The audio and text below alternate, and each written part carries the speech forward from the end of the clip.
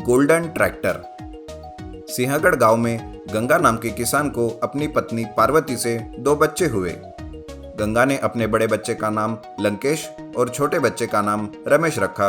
गंगा खेती बाड़ी करके दोनों बच्चों को बड़ा करता है, लेकिन जैसे जैसे बच्चे बड़े होते हैं गंगा की उम्र हो जाती है और अब वो बहुत थक चुका होता है, जिस वजह से वो अब खेती करना छोड़ना चाहता है। वो घर आकर अपनी पत्नी से कहता है, पार्वती, अभी मुझसे पहले जैसा काम नहीं करना होता।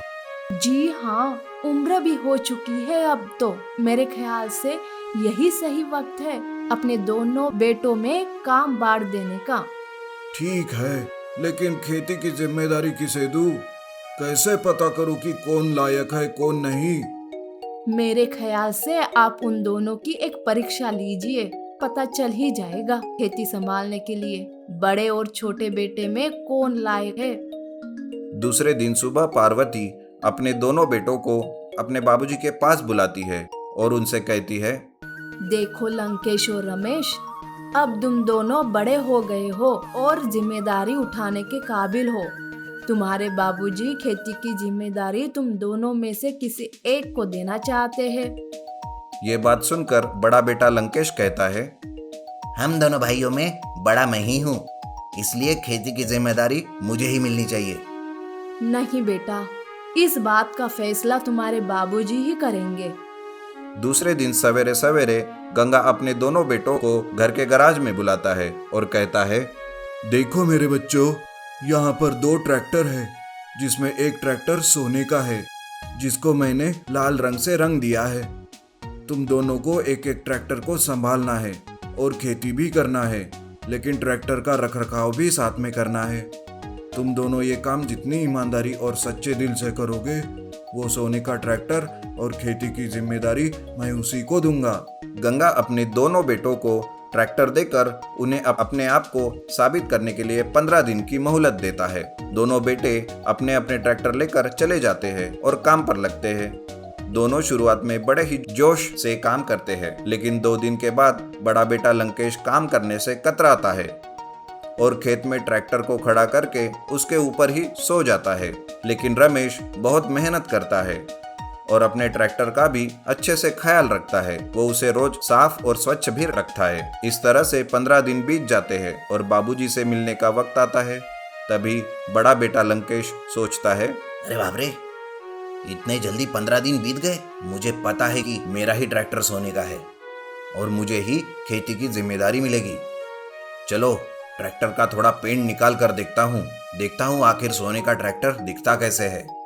लंकेश ट्रैक्टर का थोड़ा पेंट निकाल कर देखता है, लेकिन उसे अंदर कोई सोना नहीं दिखता।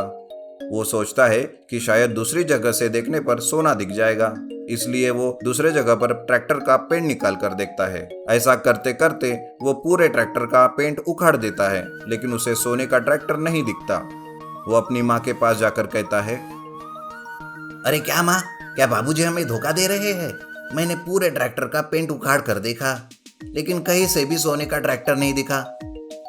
कोई बात नहीं बेटा, तुम ज्यादा सोचो मत। रात हो गई है, अभी सो जाओ। कल बाबूजी से पता चल ही जाएगा क्या होने वाला है। दूसरे दिन सुबह पार्वती दोनों बेटों को बुलाती है। चलो मेरे दोनों बच्चों, बाबूजी से मिलने का समय आ गया है। समय आ गया है कि किसे खेती की जिम्मेदारी मिलेगी ये जानने का। दोनों भाई बाबूजी के पास आते हैं। लंकेश का ट्रैक्टर देखकर गंगा बड़ा परेशान होता है और उसे कहता है, मेरी सारी की सारी खेती आज से रमेश संभालेगा। ये सुनकर लंकेश कहता है, अच्छा बाबूजी, तो ये आपका प्लान है। रमेश छोटा है ना, आपका सबसे लाडला भी तो है वो। आपने जानबूझकर सोने का ट्रैक्टर उसे ही दिया था। ऐसा कहकर लंकेश पत्थर से रमेश के ट्रैक्टर का पेंट निकालता है, लेकिन वो ट्रैक्टर भी सोने का नहीं रहता। ये देखकर गंगा कहता है, तुम दोनों को मैंने कोई सोने का ट्रैक्टर नहीं दिया।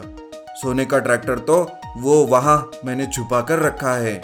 तुम परीक्षा में फेल हो गए लंकेश। अपने छोटे भाई की तरह मेहनत करते तो खेती की जिम्मेदारी और सोने का ट्रैक्टर तुम्हें ही मिलता।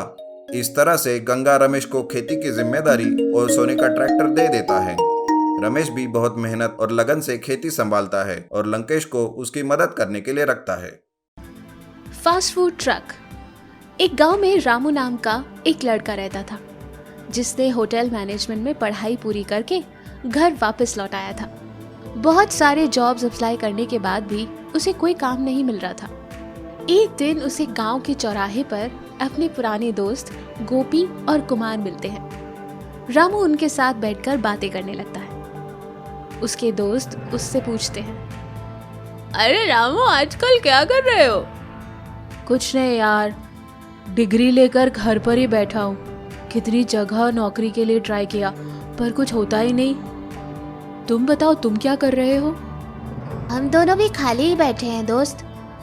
रामू का दोस्त गोपी उसे एडवाइस देता है, क्यों ना हम सब खुद का होटल खोल लें? अरे यार, इतना पैसा कहाँ है? होटल का इन्वेस्टमेंट तो बहुत ज़्यादा होता है, उसमें गवर्नमेंट परमिशन भी लगती है। इतना पैसा और अरेंजमेंट कैसे करेंगे?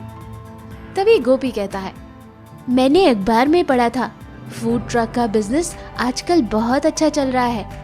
क्यों ना हम तीनों मिलकर बिजनेस करें, और इसी तरह हमारी फ्रेंडशिप भी अच्छी रहेगी और हम साथ मिलकर अच्छा बिजनेस भी कर पाएंगे। रामू को आइडिया पसंद आता है। वो गोपी की बातें मान लेता है। लेकिन अभी तीसरा दोस्त कुमार चुप था।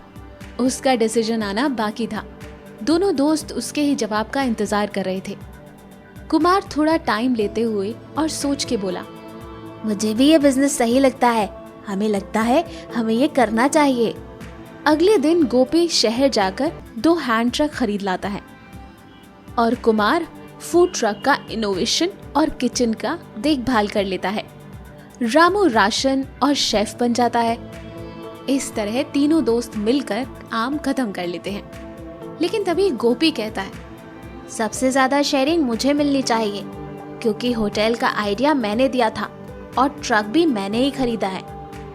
कुमार कहता है कि ट्रक तो खरीदा होगा, लेकिन उसका रेनोवेशन और किचन आइटम्स मैंने लिया है।